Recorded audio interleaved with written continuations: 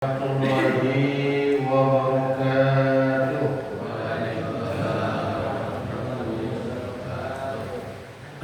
Alhamdulillahi rabbil alamin wa bihi nasta'in ala umurid dunya waddin. Allahumma shalli wa sallim wa barik ala sayyidina wa maulana Muhammadin wa ala alihi wa ashabihi ajma'in wa man tabi'ahum bi ihsanin ila yaumiddin. Subhanakallahumma la ilma lana illa ma 'allamtana innaka antal alimul hakim wa tub 'alaina innaka antat tawwabur rahim. Rabbi shrah li sadri wa yassir li amri wahlul 'uqdatam min lisani yafqahu qawli. Allahumma aftah lana bi futuhil arifin. Sehat semuanya Bapak-bapak? Alhamdulillah diberi kesehatan oleh Allah Subhanahu wa taala. Hadratul mukarramin, para pengurus GKM Musalla Nurul Hidayah beserta jamaah serta jamaah majelis zikir kami yang mudah-mudahan dimuliakan oleh Allah Subhanahu wa taala. Alhamdulillah, pada malam hari ini kita bisa kembali berkumpul dalam rangka taklim, zikir dan membaca rohi. Mudah-mudahan apa yang kita laksanakan diterima oleh Allah Subhanahu wa taala dan kita semuanya dijadikan oleh Allah menjadi hamba-hamba yang bertakwa di sisinya. Salawat dan salam mudah-mudahan Allah limpahkan kepada junjungan kita Nabi besar Muhammad sallallahu alaihi wasallam, suri tauladan kita, junjungan kita yang kita semuanya berharap akan syafaat beliau khususnya nanti di yaumul qiyamah. Mengingat kurang 2 minggu lagi ya Pak ya, kita Idul Adha, benar nggak Pak? Kira-kira kurang lebih 2 minggu lagi kita akan melaksanakan ibadah Idul Adha. Di dalam Idul Adha itu ada 2 ibadah yang kita ketahui dalam ajaran agama kita.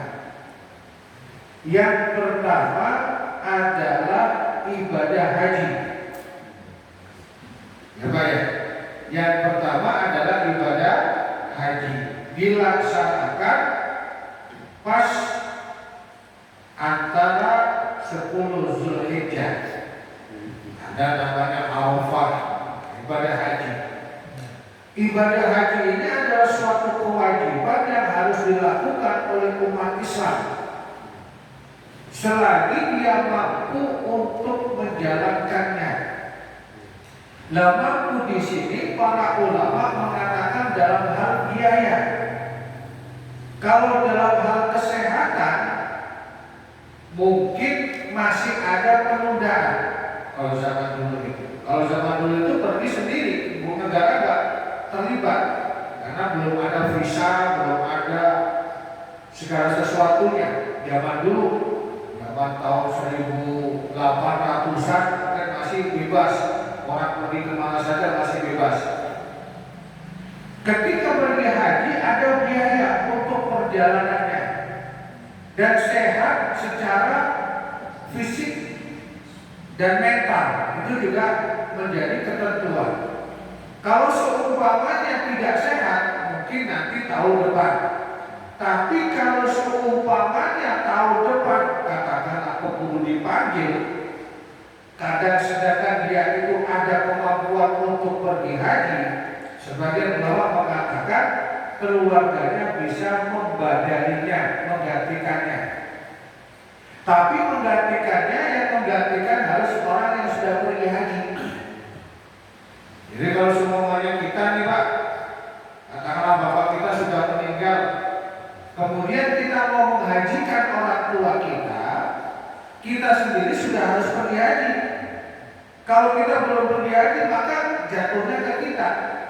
Makanya di tanah haram sana banyak yang cerita, ternyata banyak orang-orang yang menawarkan untuk menghajikan orang tuanya, menghajikan kakek neneknya. Namun harus hati-hati karena orang curang itu banyak. Bahkan di sana juga masih ada orang yang curang juga. Jadi kalau seumpamanya dia mau menggantikan, membadalkan orang tua kita, dia sudah haji, kemudian harus kita dampingi. Kalau tidak kita dampingi, kasih duit, langsung dia bisa pergi. Itu ada orang kita yang begitu, Pak. Makanya kalau di sana nanti cobaannya banyak, ujiannya banyak, tapi kita harus menjaga hati kita, menjaga lisan kita. Karena apa? Biasanya kalau dibilang hukuman kok kejam, biasanya balasannya itu cepat. Banyak yang cerita begitu. Katakanlah di suatu saat ada orang buang air. Ini ada yang cerita itu, buang air kan. Ketika penuh kan orang bisa buang air di tempat, katakanlah di tanah kosong atau bagaimana gitu ya. Di tanah kosong atau bagaimana gitu. Ada yang komentar, itu orang lagi ibadah kok buang air sembarangan. Nah, komentar gitu kan. Tiba-tiba dia dikasih balasan, langsung perutnya mules. Mau ke kamar mandi udah penuh, ke sini udah penuh, akhirnya tidak tahan lagi, akhirnya buang seperti orang yang seperti itu. Maka di Mekah itu memang harus kita jaga hati kita. Dulu itu ketika kita mau pergi itu dinasihatin, ketika kita itu ke tanah haram, hati harus nol. Udah Pak, ibaratnya petugas bandara itu kurang simpatik sama kita, kurang enak sama kita, udah dia udah pokoknya udah lolos aja. Kenapa? Khawatir ada balasan yang menimpa kita. Nah itu kalau semuanya sudah jadi di sana, bisa menjaga hati kita, bisa menjaga ucapan kita, maka ketika pulang kita bisa menjaganya. Itu namanya haji yang mabrur. Haji ya banyak. Badan pertama adalah haji. Bagaimana Ustaz kalau semuanya kita nggak ada pilihan, tetap harus ada keinginan untuk bisa ibadah haji. Jadi jangan mentang-mentang kita nggak ada biaya, kita nggak ada keinginan, rezeki kita datangnya dari Allah. Tiba-tiba ada bosnya yang mendaftarkan kita langsung haji plus, kan banyak kan begitu Pak, langsung bisa pergi haji kan. Jadi ada keinginan mau pergi haji, ada keinginan. Nah realisasinya kalau memang kita punya uang, kita bisa langsung daftar. Soal kapannya kita tidak tahu, saya juga belum tahu kapannya, tapi yang penting daftar dulu. Katakanlah nanti tiba-tiba seperti almarhum Pak Hartono akhirnya digantikan anak-anaknya, tapi secara syariat pahala karena dia sudah niat, insya Allah dia mendapatkan pahala dari tabungan yang dia laksanakan. Kenapa? Kalau semua kita nggak ada niat, di dalam hadis itu saya pernah baca disuruh pilih Pak, matinya Yahudi apa Nasrani. Nah, khawatirnya di situ. Jadi bapak-bapak walaupun semuanya udah tua, ada niat untuk pergi haji, walaupun secara akal tidak bisa, tapi ada niatan untuk melaksanakan ibadah haji. Jadi ada niat. Waalaikumsalam warahmatullahi wabarakatuh. Silakan. Silakan Pak.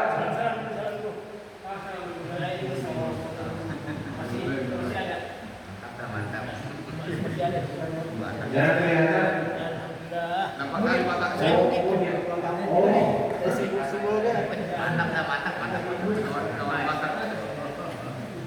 Jadi bapak-bapak sekalian itu harus ada niat untuk pergi haji, ya Pak ya. Harus ada niat. Walaupun usia udah tua, harus ada niat.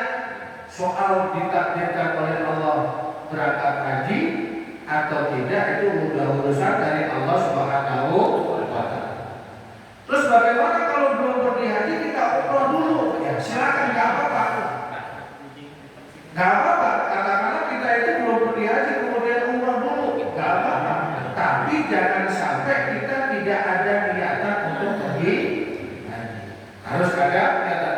Kalau bisa ditanam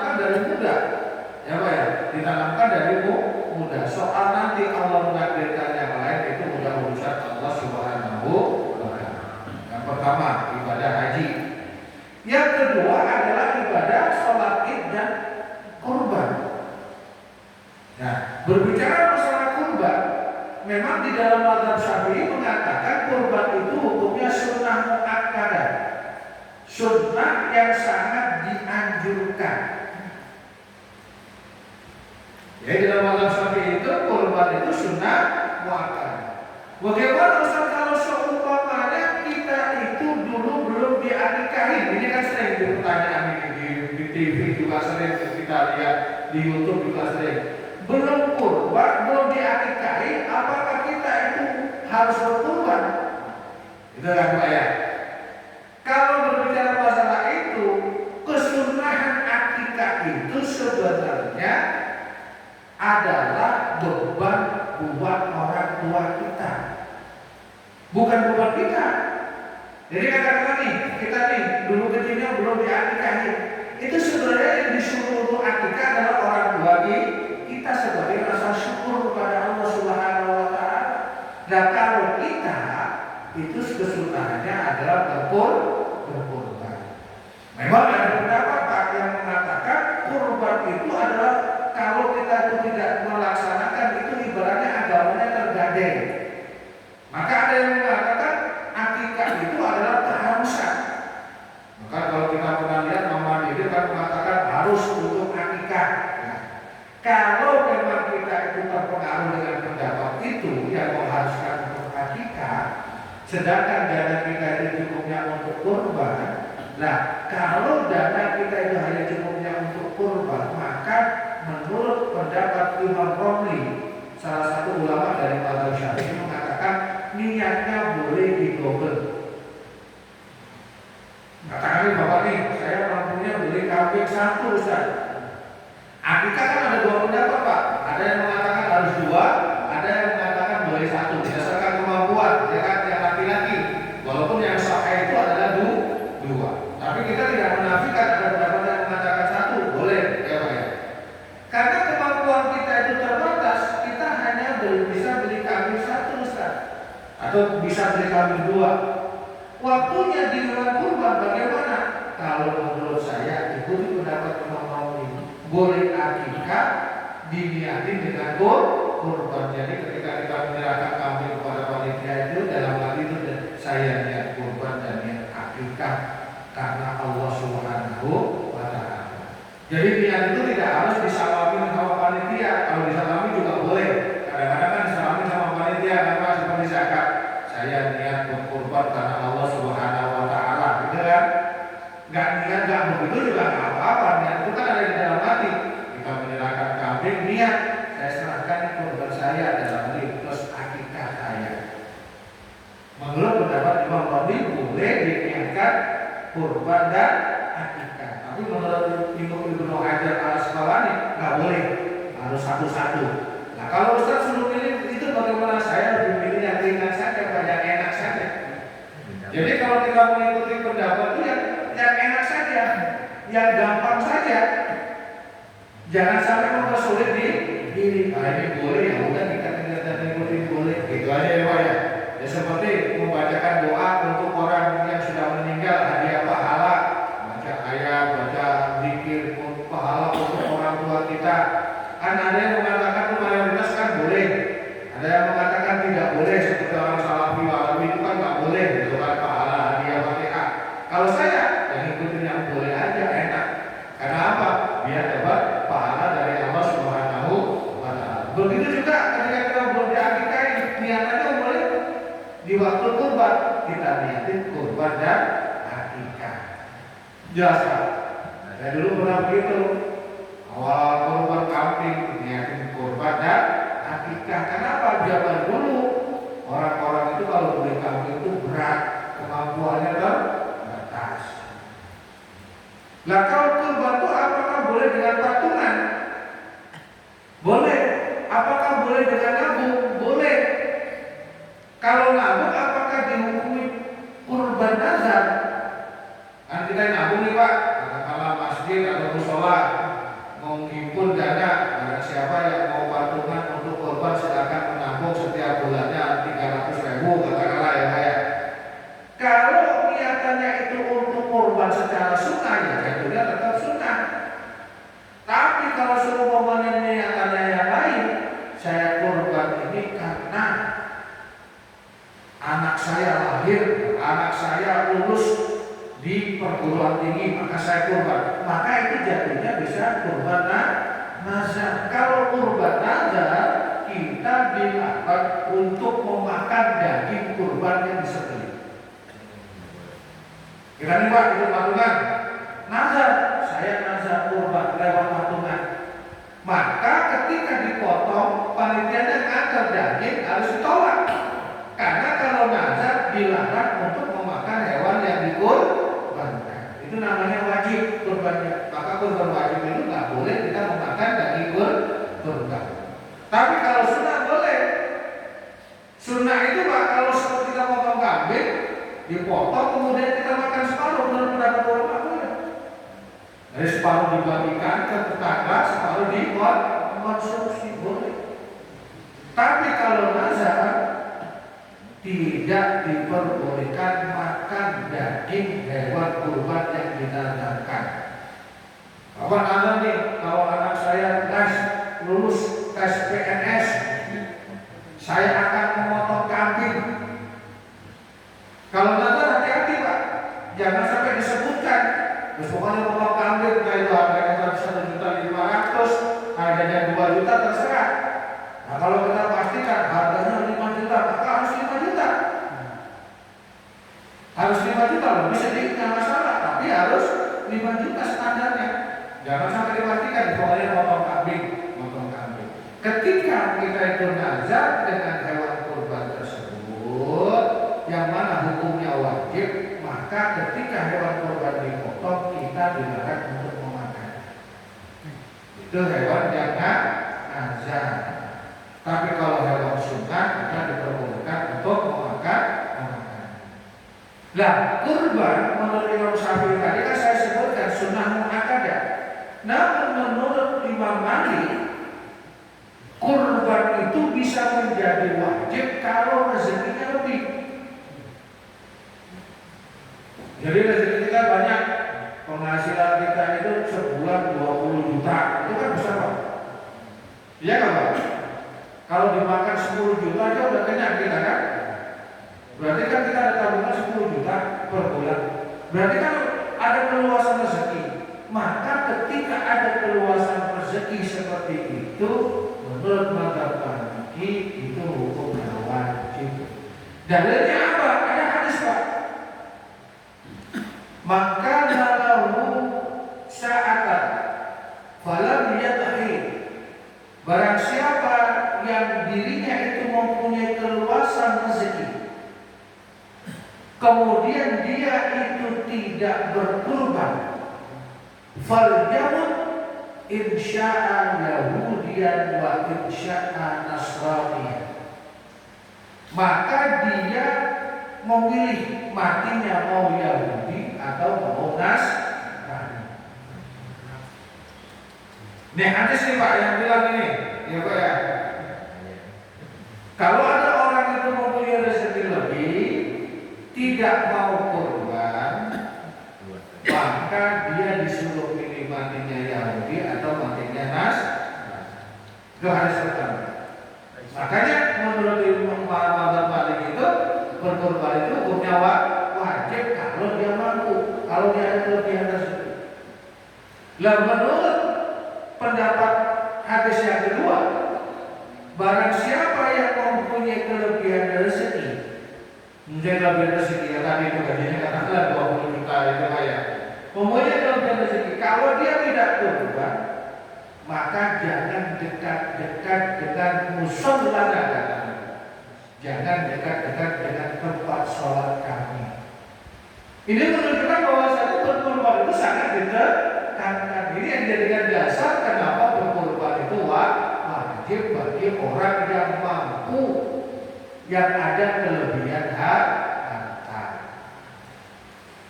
Kayak kalau tidak ada kelebihan harta ya Pak ya, insya Allah kita pun kurban kalau ada kelebihan. Kalau nggak ada kelebihan besar, kalau nggak ada kelebihan ya Pak ya. Usahakan bisa untuk berkorban, insya Allah. Apalagi kalau sudah musola, masjid mengadakan patungan yang mempermudah kita sebenarnya Pak. Ya Pak, mempermudah kita insya Allah dengan rezeki yang diberikan oleh Allah menjadi lebih berkah, akan lebih baik. Cukup Pak penjelasannya tentang kurban Pak? Barangkali ada yang mau ditanyakan nih Pak, saya persilahkan. Ini masalah nih. Sebenarnya kita bilang kan kalau punya kelebihan, tapi seyogianya kelebihannya itu ada, cuman dibuang-buang tiap hari. Misalnya merokok 15.000 tiap hari, 30 hari 450.000 sebulan, kali 10 bulan berarti 4,5 juta. Berarti kan sebenarnya dia berkelebihan sebenarnya. Jadi gimana yang itu kan hitung-hitungan. Saya juga pernah ditanya masalah begitu sama orang. Bahkan saat teman saya pernah tanya gini, kamu merokok sehari 1 bungkus, 2 bungkus, 1 bungkusnya katakanlah 25.000, 2 bungkus 50.000. Coba ditabung, bisa kamu punya mobil, bisa punya motor bagus, kan begitu kan? Ini cerita teman saya. Akhirnya yang merokok tersebut kan nanya, kamu kan nggak merokok? Iya. Kamu sudah punya mobil belum? Kamu sudah punya motor belum? Belum. Kamu kan nggak merokok, atau bisa nabung, gitu kan? Jadi itu mah relatif ya Pak ya. Kalau saya jadikan dalil ya, kalau dijadikan hujah. Jadi hujahnya itu kita punya kelebihan. Kadang-kadang Pak, ya saya nggak mau bilang orang rokok ya. Kadang-kadang rokok itu ada rezekinya sendiri, ya Pak ya. Itu ada rezekinya sendiri. Saya tidak anti rokok, juga saya tidak mendukung rokok, ya Pak ya. Walaupun itu terjadi perdebatan ulama. Jadi itu dalil yang tidak bisa diterapkan. Katakanlah orang yang mengirit kadang-kadang nggak bisa menabung. Kadang-kadang orang yang nggak irit bisa menabung. Jadi ini nggak bisa dijadikan hujah. Tapi yang dijadikan hujah itu ketika ada kelebihan, mau dia merokok mau enggak, saya nggak mau bahas itu, maka dianjurkan untuk menurut mazhab Syafi'i itu sunnah muakkadah. Kalau menurut Malik itu wajib. Jelas Pak? Jelas Pak ya? Jangan sampai nanti dipotong. Menurut Ustaz katanya kurban itu wajib. Kalau Bapak ditanya orang, jangan begitu. Saya hanya menyampaikan pendapat. Menurut mazhab Syafi'i hukumnya sunnah muakkadah, sunnah yang sangat dianjurkan. Tapi menurut mazhab Malik itu hukumnya wajib. Ya Bapak pilih sendiri aja mana yang mau dia pakai ya Pak ya. Saya mau pakai sunnah saja Ustaz, lebih enak. Lebih enak itu kan. Kayak sholat berjamaah ya Pak ya. Sholat berjamaah itu ada mazhab yang mengatakan wajib individu. Maka kalau sholat berjamaah harus datang ke masjid dan ke musola. Wajib. Ada menurut mazhab Syafi'i wajib kifayah, bukan wajib ain. Jadi kalau semuanya ada yang mewakili dalam satu kampung 2 orang, sudah gugur kewajibannya. Makanya kalau orang mengikuti mazhab Syafi'i enak, lebih tenang, ya Pak ya. Jadi begitu menurut pendapat ulama, bukan pendapat saya. Cukup Pak? Kalau masalah akikah sama kurban, kalau untuk orang tua anaknya belum diakikahin, itu kita punya kelebihan kepada berikutnya. Apakah akikah dulu, apa kurban dulu untuk anak-anaknya? Anaknya belum diakikahin. Anaknya belum diakikahin. Ya. Kemudian anaknya udah gede. Udah gede seperti kita gitu. Mau akikah dulu atau kurban dulu? Kalau waktunya dekat dengan kurban, yang menurut para ulama, maka anjurannya kurban dulu. Maka akikahnya bisa ditangguhkan setelah kurban. Jadi waktunya itu mendekati kurban. Dananya cukup untuk berkurban. Maka yang diajarkan kurban dulu, karena waktunya dekat dengan kurban. Makanya paling enak tadi Pak, beli aja kambing ikut potongan kambing. Kelihatannya 2, niat kurban juga niat akikah. Katakanlah kita hanya mau kurban, ya. Anak kita belum, anak kita belum akikah.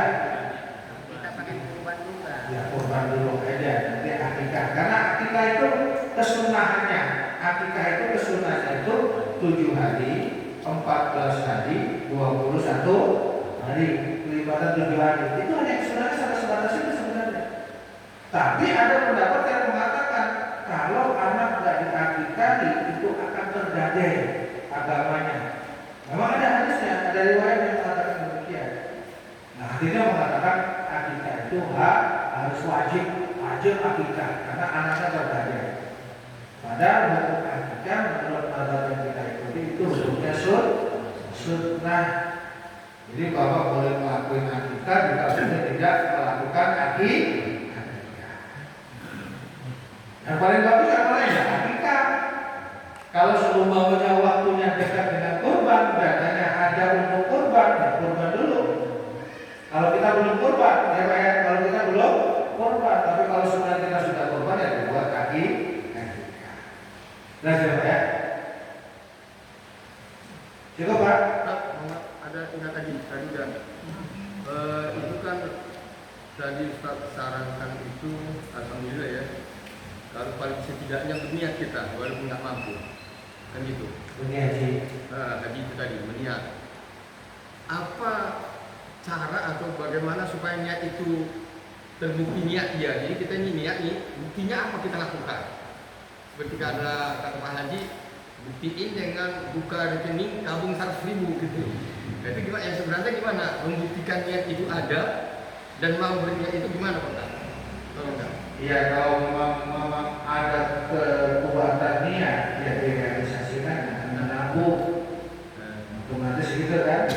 Ada kisah di mana ada orang pekerjaannya itu kelihatannya sepele, bukan ngumpulin rongsokan katakan lain.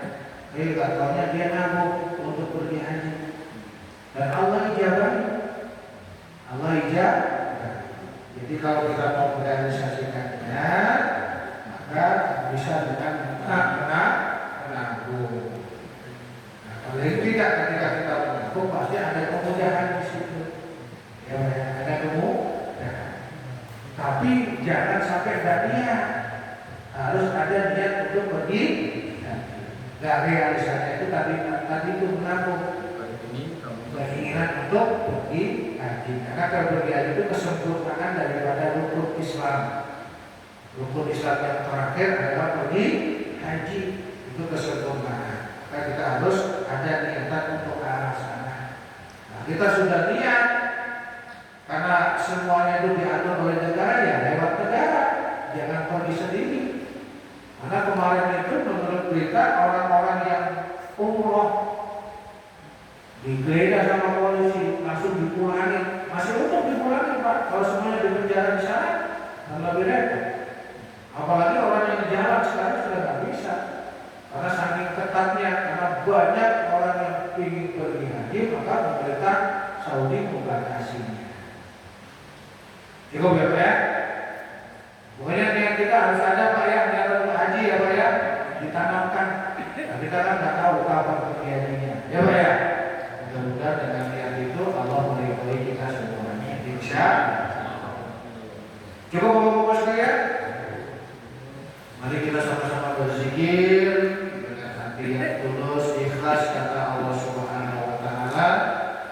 Mudah-mudahan dengan zikir yang kita baca Allah senantiasa memberikan ampunan, keberkahan, keselamatan, kesehatan buat kita dan keluarga kita semuanya. Mudah-mudahan dengan zikir yang kita baca Allah mengampuni dosa-dosa kita, dosa-dosa keluarga kita. Wala azimnya wa likulli niyatin salihah lillahi ila hadratin Nabi Mustafa Muhammadin sallallahu alaihi wasallam wa ala alihi wa sahbihi wa azwajihi wa dzurriyyatihi wa ali baitihi ajma'in ila syawal la ilaha al-Fatihah.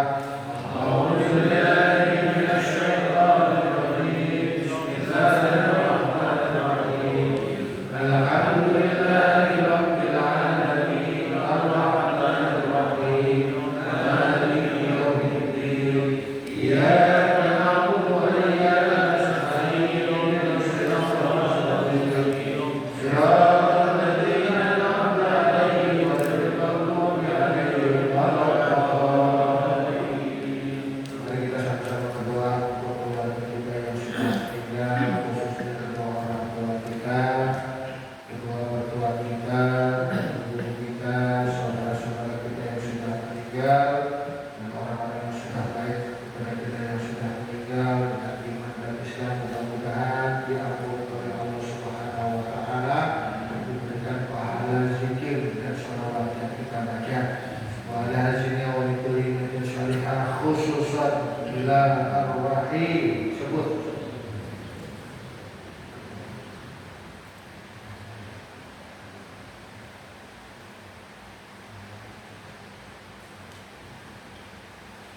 اللهم اغفر له وارحمه واغفر له عنه اللهم اغفر رحمتك اليه ومغفرة اللهم اجعل قبره برياض الجنان ولجميع المؤمنين والمؤمنات والمسلمين والمسلمات شهد لله لهم الفاتحة. أعوذ بالله من الشيطان الرجيم بسم الله الرحمن الرحيم الحمد لله رب العالمين الرحمن الرحيم مالك يوم الدين إياك نعبد وإياك نستعين اهدنا الصراط المستقيم صراط الذين أنعمت عليهم غير المغضوب عليهم ولا الضالين.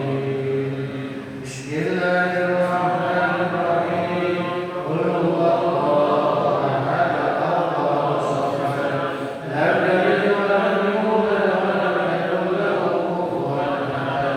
بسم الله الرحمن الرحيم قل هو الله أحد الله الصمد لم يلد ولم يولد ولم يكن له كفوا أحد.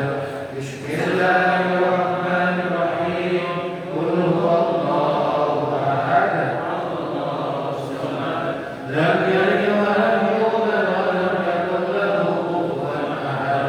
بسم الله الرحمن الرحيم قل أعوذ برب الفلق من شر ما خلق ومن شر غاسق إذا وقب ومن شر النفاثات في العقد ومن شر حاسد إذا حسد.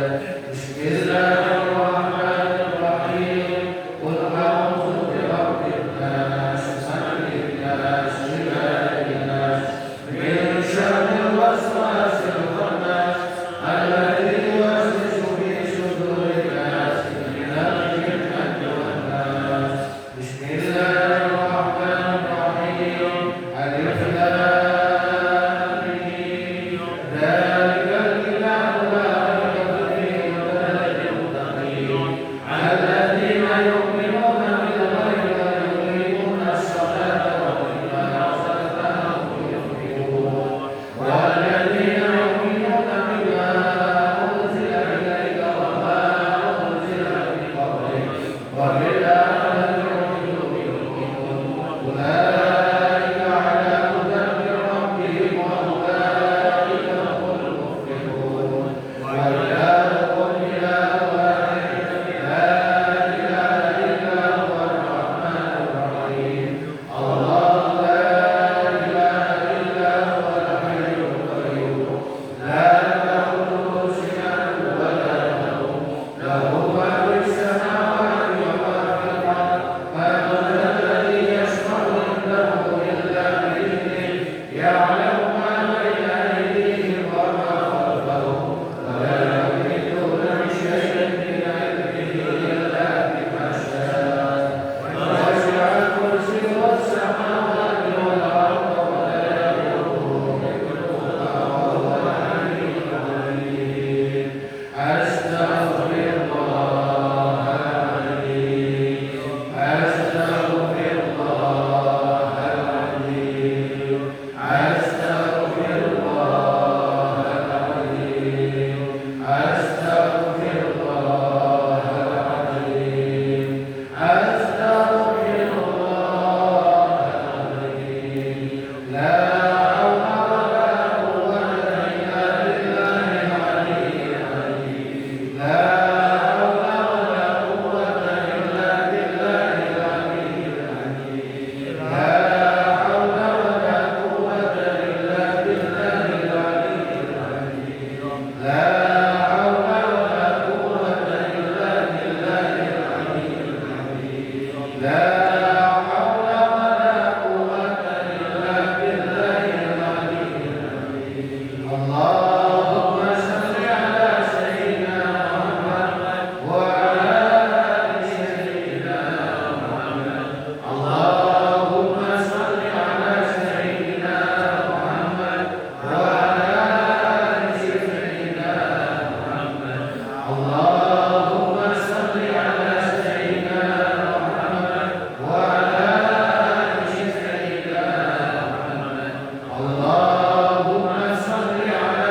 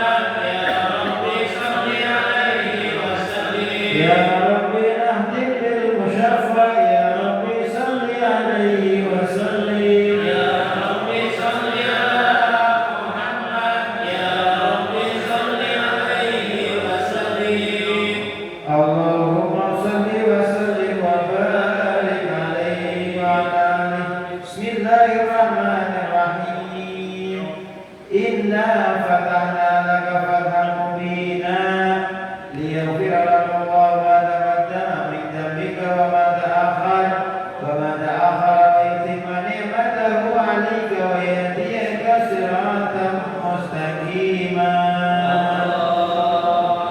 wa yansuraka Allahu nasran 'aziza laqad ja'akum rasulun min anfusikum azizun 'alayhi ma 'anittum harisun 'alaykum bil mu'minina raufur rahim fa in tawallaw faqul hasbiyallahu la ilaha illa huwa 'alayhi tawakkaltu wa huwa rabbul 'arsyil 'azim sadaqallahul 'aliyyul 'azim wa balagha rasulun nabiyyul habibul karim alhamdulillahi rabbil alamin innallaha wa malaikatahu yusholluna 'alan nabi ya ayyuhalladzina amanu sallu 'alaihi wa sallimu taslima walhamdulillahi rabbil alamin al-jannatu wa na'imuha sadrun liman yusalli wa yusallim wa yubarik alaihi.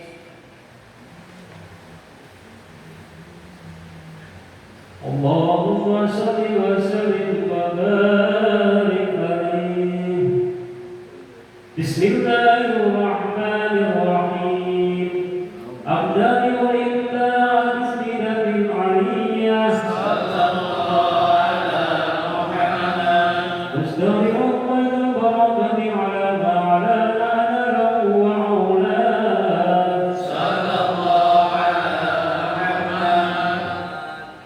وأصلي بحمدي وأرجو سائر الهدية كن بأمن شكر جميل المطايا وأصلي وأسلم على غير المصابين بالتقدم والأولية المتكئ في القرآن الكريمة والجبال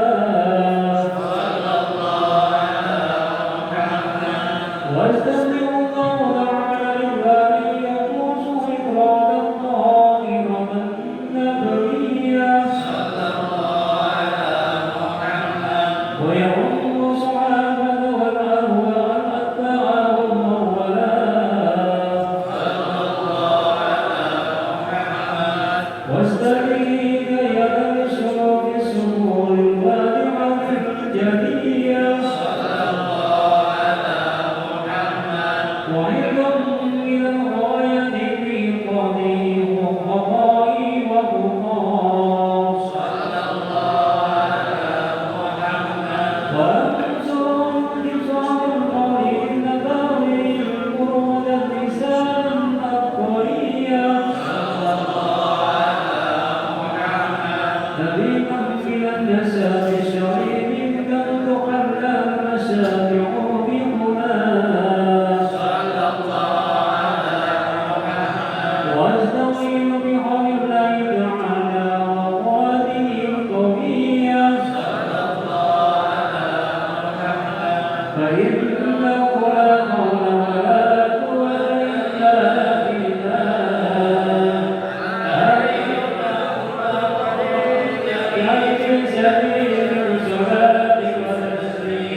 اللهم صل وسلم على عليه والمغفور وسيدنا محمد بن عبد الله ابن عبد المطلب واسمه شيبة محمد كمكت بصره سنية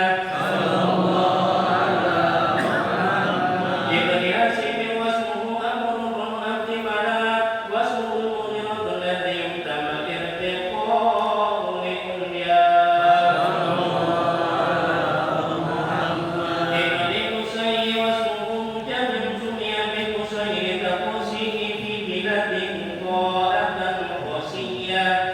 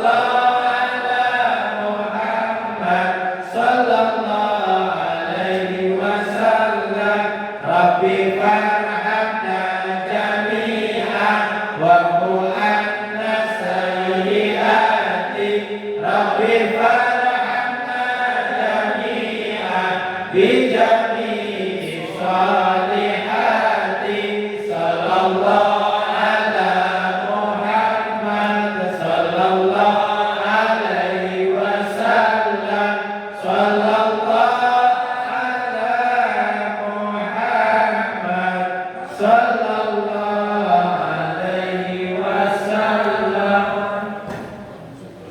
Allahumma salli wa sallim wa barik alaihi. Wa kana sallallahu alaihi wasallam shadidal haya'i wat tawadu yasifuna lahu wa yarfa'u sawbahu wa ya'lu shatahu wa yasiru fi hikmati ahlihi bi siratin sariyah. ويحب الفقراء والمساكين ويجلس معهم ويعود مرضه ويشيع جنائزه ولا يأكل فقيرا أتبعه الفقر وأشواه.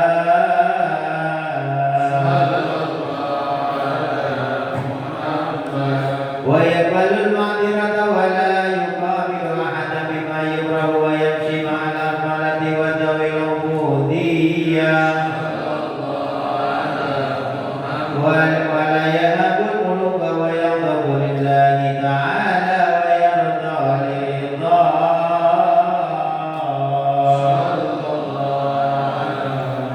ويمشي خلف أصحابه ويقول خلوا ظهري للملائكة الروحانية ويركب البعير والفرس والبغلة والحمار بعض الملوك إليه